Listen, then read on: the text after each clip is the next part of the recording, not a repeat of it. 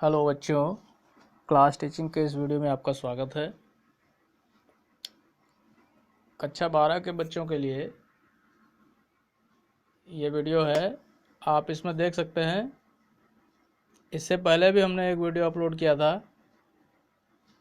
पाठ के अंत में जो आपका एनसीईआरटी जोन रहता है, एनसीईआरटी जोन में प्रश्न अभ्यास दिया हुआ रहता है। उस प्रश्न अभ्यास का विवरण हम यहाँ उपलब्ध करा रहे हैं। इसको पढ़ने से आपको प्रश्नों का उत्तर देने की सहूलियत होगी। किस प्रश्न का उत्तर क्या लिखना है, ये आप बेहतर समझ सकेंगे। इसलिए इस वीडियो को ज़रूर देखिए। इस अध्याय का नाम है खाद्य उत्पादन में वृद्धि की कार्य नीति। एनसीईआरटी के अंतर्गत एनसीईआरटी जोन के नाम से जो प्रश्न आपके पाठ के अंत में दिए जाते हैं, उन प्रश्नों को यहाँ पर संकलित किया गया है। ठीक है, तो इनको आप बार बार पढ़िए, ध्यान से इनको आप लिख भी सकते हैं, अपनी कॉपी में कहीं लिख लीजिए, प्रैक्टिस कीजिए। इस चैनल को आप लाइक करिए और सब्सक्राइब भी करिए, ताकि आपको ये वीडियो जो भी अपलोड किए जाएं वो मिलते रहें और आपकी पढ़ाई सुचारू रूप से चलती रहे। यहाँ पर आप पहला प्रश्न देख रहे हैं। पहला प्रश्न दिया गया है, मानव कल्याण में पशुपालन की भूमिका के संक्षेप में व्याख्या कीजिए। तो इस प्रश्न के उत्तर में आपको कैसे लिखना है, क्या लिखना है, आप यहाँ से पढ़ सकते हैं, कॉपी में भी नोट कर सकते हैं। मानव के कल्याण में पशुपालन की क्या भूमिका है, तो हम बहुत ही संक्षेप में बताते चलेंगे। विस्तार पूर्वक आप इस वीडियो को अपने स्तर से पढ़िएगा, कई बार देखिएगा और पॉज करके पढ़ते जाइए। देखिए, इससे कृषकों की अतिरिक्त आय सुनिश्चित होती है, ये खाद्य आवश्यकताओं को पूरा करता है, साथ ही रोजगार भी प्राप्त होता है। मछली पालन से उच्च गुणवत्ता की सस्ती प्रोटीन, खनिज व विटामिन प्राप्त होते हैं। ये कुपोषण की समस्या से बचाने का अच्छा उपाय है। इसके अलावा इससे आप पशुपालन से डेयरी उद्योग भी चला सकते हैं। कुक्कुट का प्रयोग करके भोजन प्राप्त कर सकते हैं, अंडे प्राप्त कर सकते हैं। मधुमक्खी पालन के द्वारा आप शहद प्राप्त कर सकते हैं, मोम प्राप्त कर सकते हैं, जिसका आयुर्वेदिक औषधियों में उपयोग किया जाता है। इससे आपको आर्थिक लाभ होता है। तो इस प्रकार से पशुपालन मानव कल्याण में महत्वपूर्ण भूमिका निभाता है।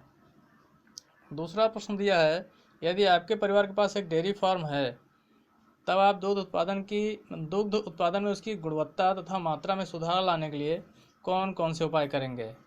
तो इससे पहले मैंने अध्याय में आपको डेयरी फार्म प्रबंधन पढ़ाया हुआ था। वहाँ पर क्या करना होता है, दूध की गुणवत्ता में सुधार लाने के लिए और उत्पादन बढ़ाने के लिए क्या करेंगे, अच्छी नस्लों का चुनाव करेंगे, उनमें उच्च उत्पादन और रोग प्रतिरोधक क्षमता होनी चाहिए। पशुओं को भोजन देते समय चारे की गुणवत्ता तथा मात्रा पर ध्यान दिया जाना चाहिए। इसके अलावा दुग्धीकरण तथा दुग्ध उत्पादों के भंडारण और परिवहन के स्वच्छ और उत्तम व्यवस्था होनी अनिवार्य है। साथ ही पशु चिकित्सक का नियमित जांच हेतु आना भी अनिवार्य होता है।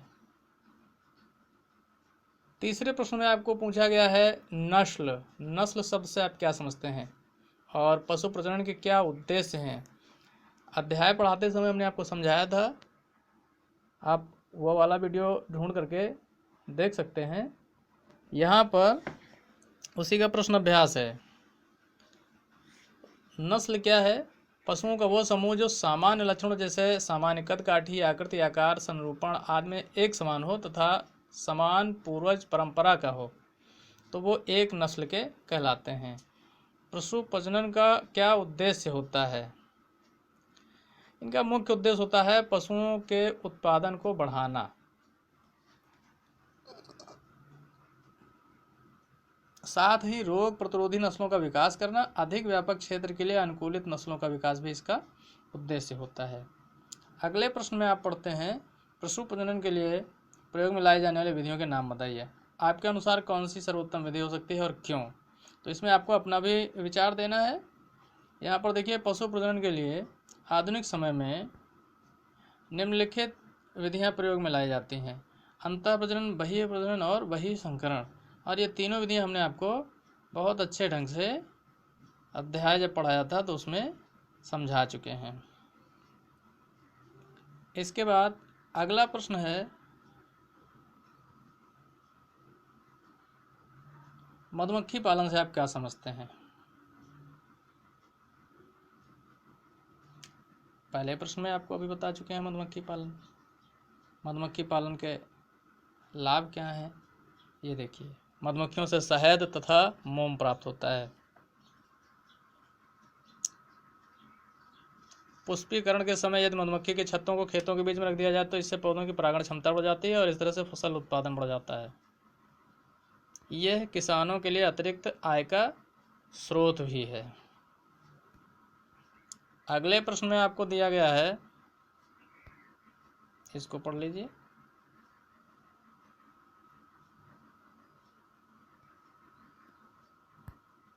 खाद्य उत्पादन को बढ़ाने में मत्स्यिकी की भूमिका की विवेचना कीजिए। मत्स्यिकी समझते हैं? मछली पालन।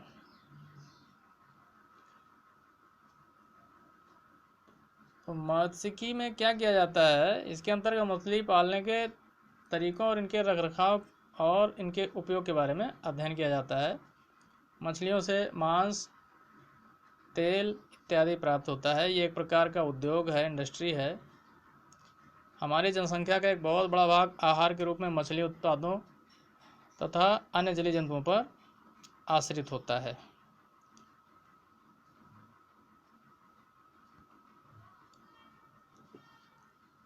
इसके बाद अगला प्रश्न देखिए,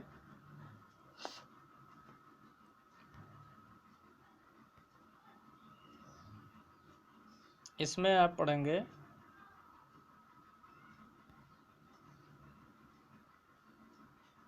पादप प्रजनन में भाग लेने वाले विभिन्न चरणों का संक्षेप में वर्णन कीजिए। तो पादप प्रजनन में कौन कौन से चरण अपनाए जाते हैं? पहला चरण है परिवर्तनशीलता का संग्रहण। दूसरा चरण है जनकों का मूल्यांकन तथा चयन।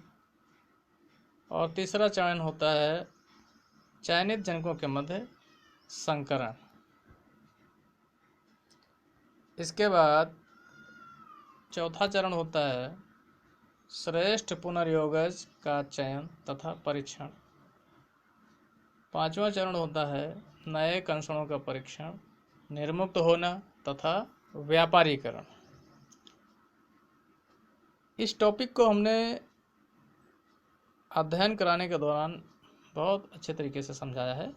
उस वीडियो में आप जा करके देख सकते हैं और यहाँ भी आप इसको विस्तार पूर्वक पढ़ सकते हैं। वीडियो को पॉज करिए और पढ़ाई करिए। बेहतर समझ के लिए इससे पहले हमने जो अध्याय पढ़ाने का वीडियो अपलोड किया है उसको जो सर्च करके देख सकते हो।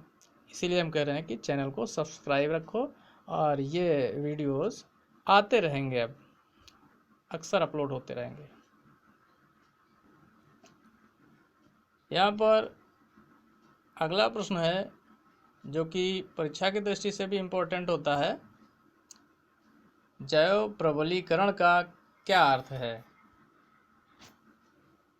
तो इसके लिए हमने आपको बताया था पादपों के पोषक मान में वृद्धि करने को जैव प्रबलीकरण कहते हैं। पोषक मान मतलब उसमें पोषक तत्व बढ़ जाए। जैसे कहते हैं कि कुछ ऐसे पदार्थ होते हैं, खाद्य पदार्थ होते हैं जिनको खाने से ज़्यादा ताकत आती है, तो उसमें कुछ जैव प्रबलीकरण कर दिया जाए तो और ज़्यादा ताकत आने लगेगी और ज़्यादा पोषण मिल जाएगा आपके शरीर को। तो खाद्य पदार्थों में पोषक मान और ज़्यादा बढ़ जाए, इसके लिए जो कुछ किया जाता है, जो प्रक्रिया है, वो जैव प्रबलीकरण कहलाती है। जैव प्रबलीकरण के द्वारा खाद्य पदार्थों में उच्च विटामिन, खनिज, प्रोटीन तथा स्वास्थ्यवर्धक वाली वसा पाई जाने लगती है। उन्नत पोषक गुणवत्ता के लिए निम्नलिखित को सुधारने के उद्देश्य से प्रजनन किया जाता है। ये देखिए, जैव प्रबलीकरण के द्वारा ही मक्का, गेहूं तथा धान की उच्च गुणवत्ता वाली किस्में विकसित की गई हैं, जैसे गोल्डन राइस। और मक्का में एमिनो एसिड, लाइसिन तथा ट्रिप्टोफैन की दुगनी मात्रा विकसित की गई है। गेहूं की किस्म एटलस्ट 66 है। इस तरह से आप इसको आगे पीछे करके पढ़ सकते हो। अब अगला प्रश्न आता है, विषाणु मुक्त पादप तैयार करने के लिए पादप का कौन सा भाग सबसे अधिक उपयुक्त है और क्यों?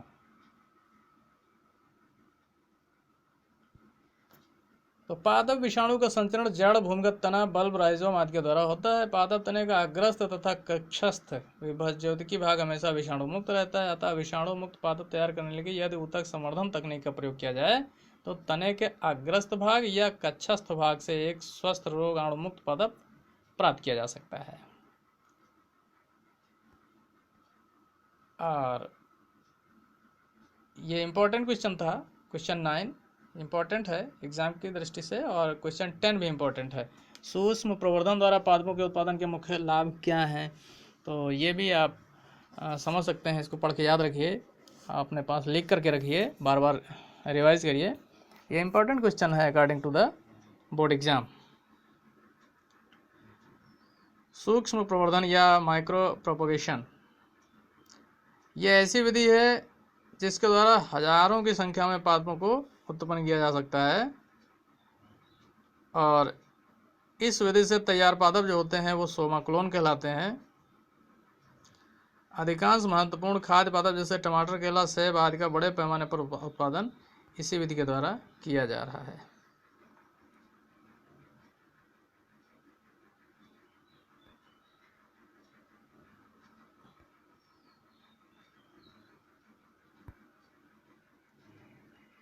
इस विधि का अन्य महत्वपूर्ण उपयोग रोग ग्रसित पादपों में स्वस्थ पादपों को प्राप्त करना होता है। ये यहाँ पर पॉइंट लिखे हुए हैं। ऊतक संवर्धन द्वारा कम समय में बड़ी संख्या में पौधे प्राप्त किए जा सकते हैं। बाह्य प्रतिकूल परिस्थितियों का कोई प्रभाव नहीं होता क्योंकि यह नियंत्रित प्रयोगशाला की परिस्थितियों में संपन्न होता है। इस विधि द्वारा अगुणित पौधे तैयार किए जा सकते हैं। एक्स प्लांट के मूल गुण संरक्षित रहते हैं और बीज बनाने में सक्षम होते हैं। इसलिए माइक्रो प्रोपोगेशन किया जाना चाहिए। अगला प्रश्न होता है, पत्ती में कार्तोत्तक पादप के प्रवर्धन में जिस माध्यम का प्रयोग किया गया है उसमें विभिन्न घटकों का पता लगाओ। उत्तर, कार्तोत्तकी से एक पूर्ण पादप पुनर्जनित किया जा सकता है। इस विधि में पादप का कोई भाग लेकर उसे विशिष्ट पोषक मीडिया तथा रोगाणु रहित स्थिति में एक टिश्यू ट्यूब में उगने दिया जाता है। किसी कार्तोत्तकी कोशिका से पूर्ण पादप में जनित होने की यह क्षमता टोटिपोटेंसी कहलाती है। टिप्पणी लिखने के लिए आता है टोटिपोटेंसी क्या है। तो आप याद रखिएगा, किसी कार्तोत्तकी कोशिका से पूर्ण पादप में जनित होने की जो क्षमता होती है उसी को पूर्ण सख्तता या अंग्रेजी में टोटिपोटेंसी कहा जाता है। इस विधि में पोषक माध्यम कार्बन स्रोत जैसे सुक्रोज, कार्बनिक लवण, विटामिन, अमीनो एसिड तथा वृद्धि नियंत्रक हार्मोन जैसे ऑक्सिन, साइटोकाइनिन आदि मिलाए जाते हैं।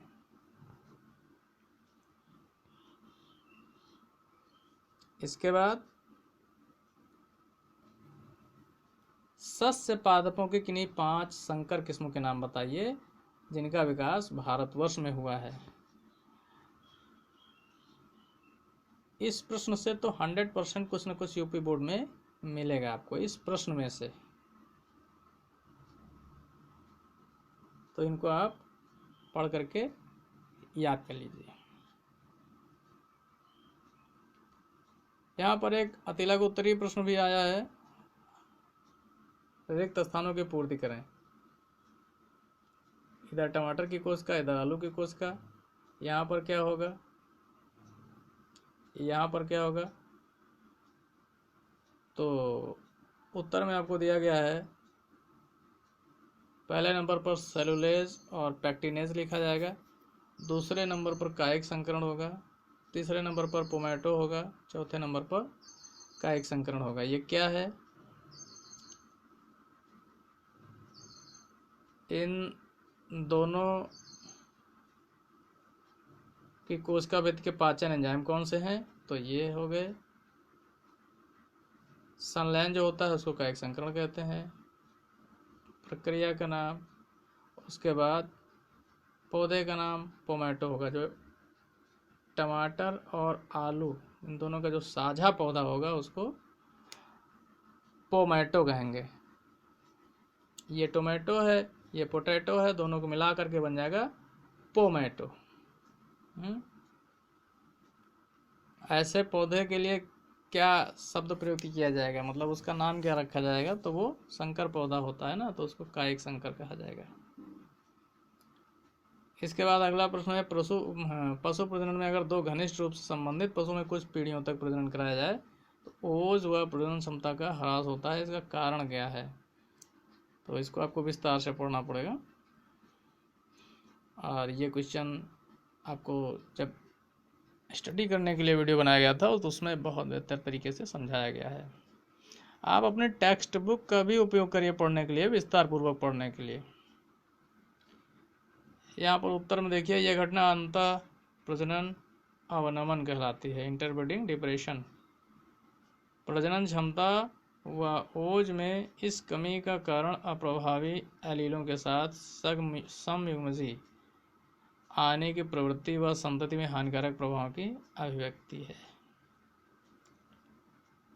इसके बाद अगला प्रश्न आप देखते हैं, यह भी लघुत्तरीय प्रश्नों में से आ रहे हैं। क्या आप मानव द्वारा बनाई फसल के बारे में जानते हैं? इसका विकास कैसे हुआ? तो यहाँ पर उत्तर में ट्रिटिकल मानवजनित फसल है, इसे गेहूं तथा राई के अंतर प्रजातीय संकरण से बनाया गया है। हाल ही में पश्चिम बंगाल, उड़ीसा, महाराष्ट्र लाखों मुर्गियों मारा। इसका क्या कारण था? ये मुर्गियां H1N1 से संक्रमित पाई गई थी। छिपी क्षुधा, जो हिडन हंगर है, उससे क्या अभिप्राय है? संतुलित आहार न लेने अर्थात पोषक पदार्थों, विशेष रूप से खनिज, विटामिन तथा प्रोटीन की कमी वाला जो आहार होता है उसको लेने से मनुष्य कुपोषित हो जाता है। इसी को छिपी क्षुधा कहा जाता है। जब किसी व्यक्ति को संतुलित आहार नहीं मिल रहा होता है तो उसका पेट भर जाता है लेकिन उसका स्वास्थ्य कंप्लीट नहीं होता है, तो इस प्रकार की व्यवस्था को छिपी क्षुधा कहा जाता है।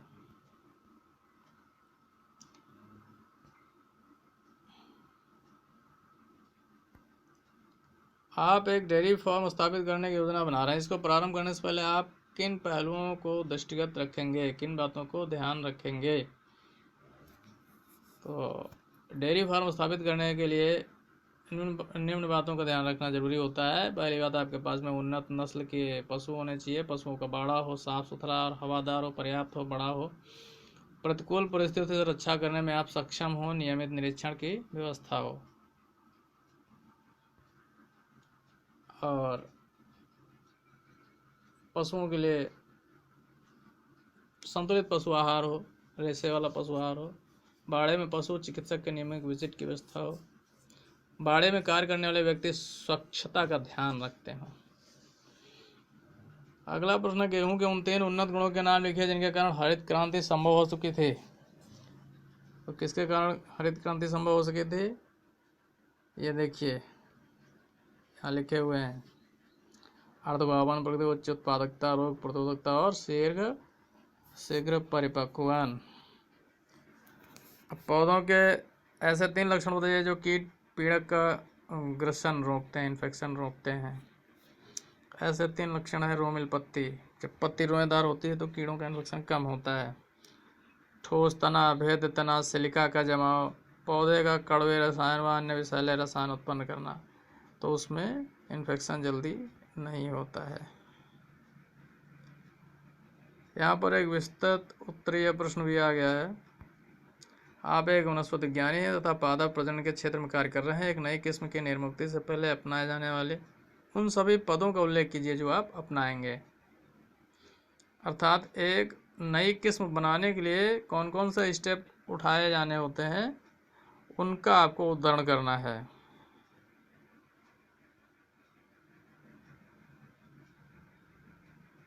तो ये सारी बातें हैं।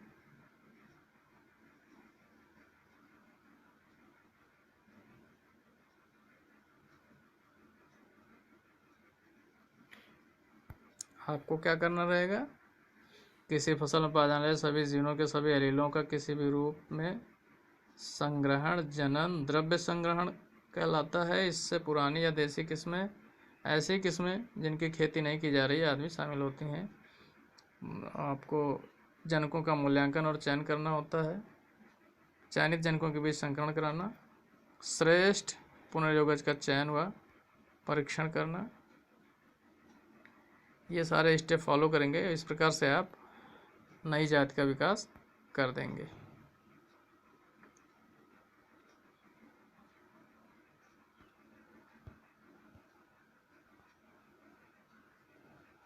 और इसके बाद में यहीं पर ये वीडियो ख़त्म होता है। चैनल को सब्सक्राइब कर लीजिए ताकि आने वाली वीडियोस आपको प्राप्त होती रहें।